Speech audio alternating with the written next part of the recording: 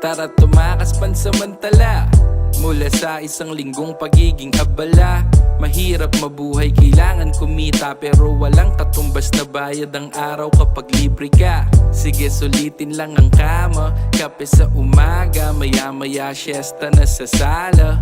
Pinaghalong ingay ng anak ko at asawa, para sa'kin ang kahulugan ng salitang payapa. Ha! Di na natin yan maiiwasan, basta wala munang negosyo at pera sa usapan. Day off, mga trabaho ay pinagpaliban, trip ko lang makasama yung anak ko mananghalian.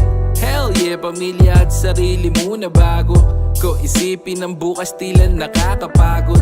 Dahil para sampay ang perang ginagawa mo, kung maaga kang mauupo dulot ng kakakayo. Ang araw na to'y gawing kakaiba, halika muna dito't magpahinga. Tumagi, tumawa, tumatanggi pa.